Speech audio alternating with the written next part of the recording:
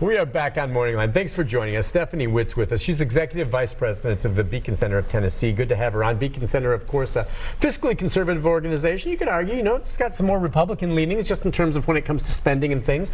And appreciate them taking a close look at how much money is being spent on this block grant that's supposed to go toward, the poor in the state. And it's there. It's just a lot of money is being set aside. Just before we go on to another block grant I wanted to talk about, with regard to this one, just wanted to hit some of the other things you were telling me about during the break, that the money which has been set aside could be spent on to help the needy. So there are, like we have already said, child care and transportation. Okay. There's also some fatherhood initiatives that you could do with this money. So where there's a single parent family, getting the father back involved in the family if that's an issue for a barrier for the family. Okay. There are education, training opportunities, so job coaching and different types of employment activities like resume building and soft skills. This funding could be utilized for. All right, so none of it goes for medical or health. No, it can't. Yeah, and that's, again, kind of leads us to the other point. Completely separate from this, but when you're talking about block grants, okay, that's standing alone there, and there's that huge surplus. The other block grant that the governor signed was with regard to TennCare. And that still is not kicked in yet in terms of there's going to be legal challenges along that way. But the concern there is, again, the state, this is the first state in the country to accept this, right? Yeah, so where we are right now is the governor has put this the legislature passed a bill requiring the governor to sort of put this proposal together. And he signed it. And he signed it. The proposal has been put out now by the governor's office, and it has been open for public comment across the state. Okay. So the public gets to weigh in. They have an opportunity to then alter or edit their program or their proposal before they submit it to the federal government, but the federal government still has to prove it. And that step hasn't happened yet. And then once they do sort of come to an agreement, then that would go before the General Assembly for another vote. And so there's still a couple more things in this process that have to take place. And basically what this block grant will do will change the way, funding is done for state Medicaid. And this is something proposed by the Trump administration. And this governor here in Tennessee is the first to kind of pursue this idea of it. A block grant then, instead of dedicated money coming from the federal government for TennCare, this will be a block grant like you explained earlier, really good. And it's going to give the state more flexibility in how to spend the money, and instead of getting a flow of the money coming in, it will get a chunk. There will be a cap to it, okay?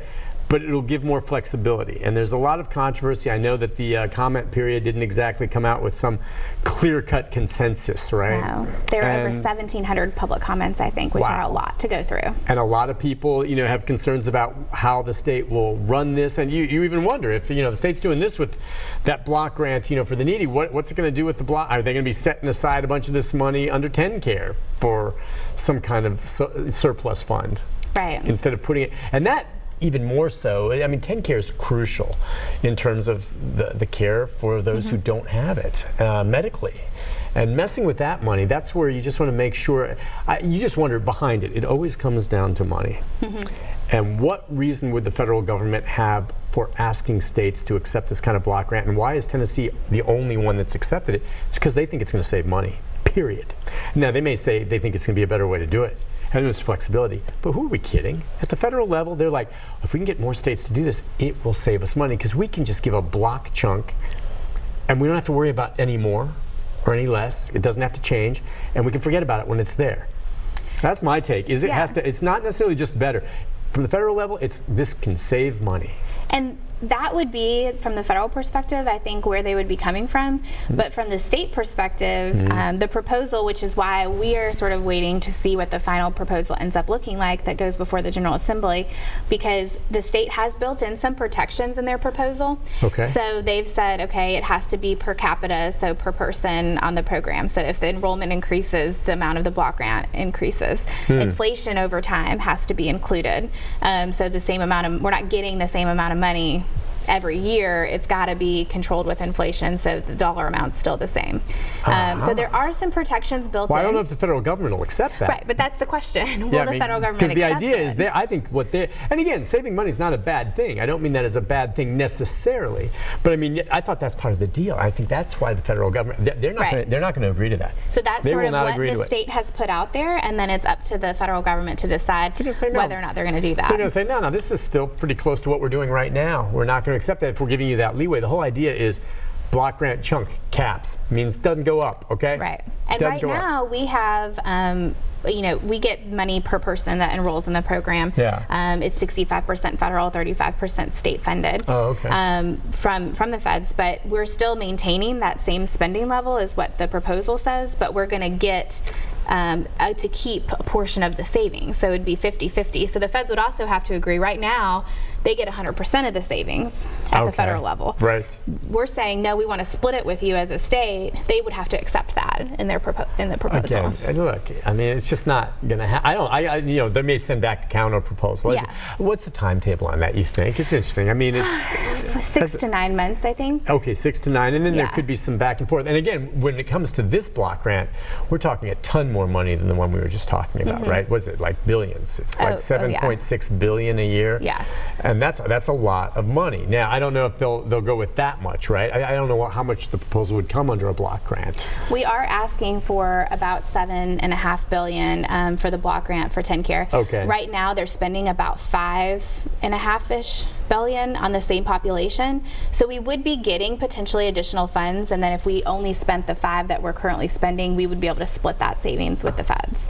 And that's kind of where the proposal is right now. But then it's again, well, what's the plan for using that money going forward? Would be able to, we would hope that they would provide additional medical services or access to the program, especially, or maybe come up with some innovative ideas like telemedicine in rural areas. Yep.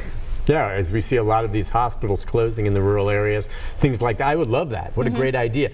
So what is your concern just with that, as with anything else, from the Beacon's perspective, is that they may not, I mean, there's nothing that's going to require them. I mean, the money could be set aside even as surplus there, could it? It could. It would only be able to be used for TennCare, Medicare type services, but they could. I mean, I think TennCare does have a reserve fund now with money set aside. I don't know how much is in the reserve fund, but they do have one. Yeah. So I can't imagine that they would intend to put additional dollars in there from this block grant. But we, as an organization at Beacon, we just want to make sure that we're spending, the state gets a good deal and we're taking advantage of our flexibility and using it wisely. Okay, and the idea is you want it to be spent. Yeah, as long as it's spent on its purpose and is structured responsibly. Yes, correct. As long as it's structured responsibly, it's going to those that need it, and we're moving people up the economic ladder. That's the goal with TANF. With Medicaid, it's a little bit different of a goal. But for the TANF program, we want to make sure that we're helping families move up so that they no longer need those programs in the future. Again, you told me when you first sat down at the beginning of the show with regard to TANF, so you've heard from various charitable organizations? Yeah, we've had a lot of nonprofits call us. Now, were they surprised when they said, wait a second, there's almost $1 billion in there, and we've been struggling over the last couple of years to provide this or that? Yeah, there were some nonprofits that said, we have some programs or some services that we can offer to this population that we think will really help them as they're working. And I think they were surprised to hear the amount that was in that reserve fund. So what are they going to do? What can they do? I mean, I think they'll talk to the administration and lawmakers too, and see, sort of what the plan is going forward. This stuff, and the big picture from Beacon's point of view, these types of changes, okay, and I'm always in favor of looking at changes, things that can make things run more efficiently, maybe more cost effective, but still get the services out there. Is that really what you think it's all about? Are you able to get a sense in the people there with Beacon how much of it is just truly let's find a better way, or that there's politics involved? I don't know. Can you tell? I always like to look at people that and give them the benefit of the doubt and say, okay, let's now we know that there's an issue. We know that this money exists. Let's try and find a better way to utilize the funding and responsibly spend it in the state. All right, so you say that, okay, but But I don't know what politics go on in the background of it. Do you think politicians, some of them, were happy or glad that this information came out? I think it will give people, especially the legislature, an opportunity coming up in the next session to say, okay, let's take a hard look at this program. You're pretty sure that there are lawmakers, and I don't know necessarily about the governor himself, but I mean, that had no idea. Yeah, I'm sure that there were some. It is recognized in the budget, the $190 million is, but not how much is spent. Right. And so you don't. Do you think they knew there was? Unless they knew, that there was a big reserve fund, it would be difficult for them to analyze that. But it is something that I think that they're going to take a look at. I hope so. Let's take a phone call. We've got one. Like I said, I didn't know if we'd get a lot of phone calls because it's kind of a complex topic. Bottom line, it affects us all with our tax dollars and certainly affects the needy. Fred, good morning. Hi, Fred. Yeah, just think if they could give that money to Channel 5 and let them pay off everybody's debt, medical debt in the state of Tennessee, that'd probably cover all the medical debt the way Channel 5 has been taking small amounts of money and paying off the medical debt. Just look how many poor people that would help. Hey, listen, I like that idea. That won't happen, but I'm glad you mentioned that, Fred.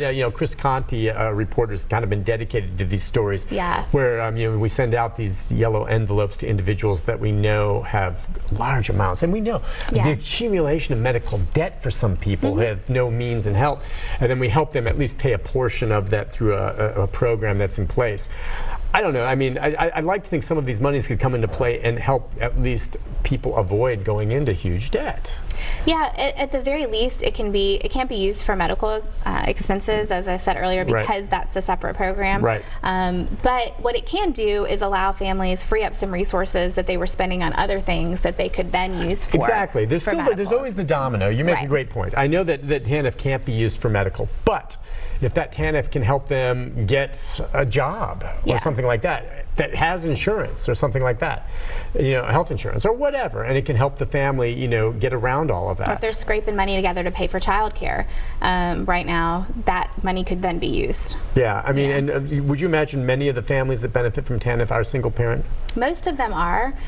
We see a lot of single parent. The majority of them are one parent, or a lot of the families the children are being taken care of by a relative, so a grandparent or an aunt or uncle. Yeah. And TANF, can it pay for any food, or is that a separate program? It can. The cash assistance can be used to help supplement food, but then you also have the food stamp program, which is SNAP, that is specifically set aside for that. Okay, and again, you said the three, right? It's three. Yes. SNAP, TANF, and TennCare. And SNAP, have you guys looked at SNAP at all and how it's okay? How's that looking? So it's actually trended. SNAP and TANF caseloads have gone down as the economy has improved since the recession.